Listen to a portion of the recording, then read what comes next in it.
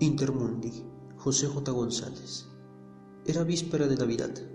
Después de tantos estudios y resonancias que arrojaban como resultado solo hipótesis confusas, Gibb al final había decidido someterse a una operación craneal, pues los dolores de cabeza cada vez se le fueron agudizando hasta el momento en el que ya no pudo resistir y parecía caer en lo que era una especie de locura, argumentando que dentro de él habitaba alguien más, alguien que le hablaba y le turbaba el espíritu. Los primeros análisis arrojaban como resultado un espacio oscuro ubicado cerca del lóbulo frontal derecho. Sin embargo, ni las máquinas más avanzadas ni los médicos más especializados podían acertar de qué se trataba. Por otra parte, los psiquiatras coincidían que esa anomalía, ese agujero negro, era el causante de sus aflicciones mentales. Eran las 7 de la mañana del 24 de diciembre. Él salió a caminar como habitualmente lo hacía.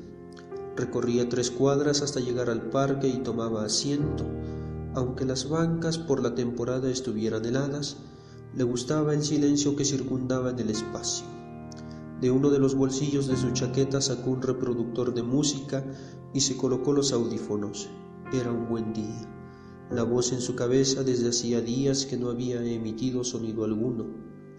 Al fin podía escuchar con gusto una de las tantas óperas de Verdi que le fascinaban. Echó la cabeza hacia atrás y dejó que el viento frío le tocara la garganta. Por unos momentos pensó en suspender la operación, pues creía que esa voz al fin se había ido, diciéndose que todo no había sido más que el producto de algún tipo de estrés. Sin embargo, había algo que le angustiaba. Con miedo pudo comprobar, sentado en esa fría banca de parque, que su cuerpo, ese cuerpo que le pertenecía solo a él, ya no le era completamente suyo. Era como un brutal descubrimiento el que venía a dejarlo tirado de bruces en la fría realidad. Se levantó.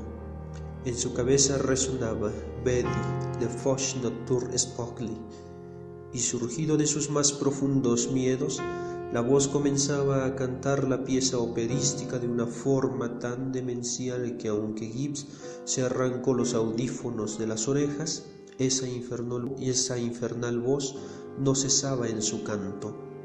Gibbs llegó a su casa como pudo. Se topó de frente con los ojos de Auri, su esposa, quien viendo el estado descompuesto de inmediato le llevó al hospital. Eran las 7:45 de la noche anterior a Navidad. Mañana a mediodía le estarían abriendo la cabeza y esculcando en sus entrañas cerebrales. La nieve caería fría cubriéndolo todo de blanco. Gibb caería sin fuerza sobre esa plancha de quirófano completamente desinfectada y pulcra. Su cuerpo, su espíritu y toda su alma sería un copo de nieve flotando en la suspensión de los sentidos. Era Navidad.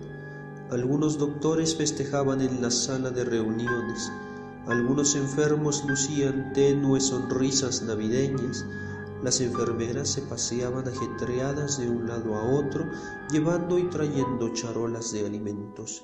Gibb, tendido, esperando el efecto de la anestesia, podía escuchar cómo los villancicos se iban alejando más y más, hasta que solo era un agudo zumbido. Luego venía la oscuridad. Los médicos, quienes en sus rostros se revelaba un gesto propio de quien no sabe qué busca, dieron inicio a su complicada labor. Decidieron operar en la parte donde el agujero negro estaba. Algunas enfermeras se paseaban con chalecos rojos, otras más portaban gorros terminados en punta. Auri afuera esperaba. Para ella esta Navidad, no era celebración, era una palestra entre la vida y la muerte, entre la cordura y la locura. Adentro, en el quirófano, el tiempo era otro, parecía moverse lento y pesado, con desgana y abatimiento. Los médicos se lanzaban miradas perdidas. Sin embargo, uno de ellos vio que algo en la corteza cerebral brincaba, haciendo un movimiento casi imperceptible. Señaló con el dedo y todos aguzaron la vista. donde se suponía debía estar el hueco, se encontraba una extraña esfera cubierta de una delicada membrana bañada de líquido cefalorraquídeo y sangre.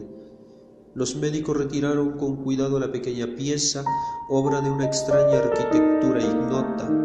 La dejaron sobre una charola y procedieron a limpiarla. Retiraron toda impureza y, sorprendidos, miraron aquel extraño artefacto que apenas si era superior al tamaño de una canica. Más grande fue la sorpresa cuando vieron que en su interior se encontraba un diminuto hombre que, con una mano, les saludaba gozoso y alegre, ostentando una enorme sonrisa de oreja a oreja, que hizo sucumbir la cordura de todo aquel que le vio.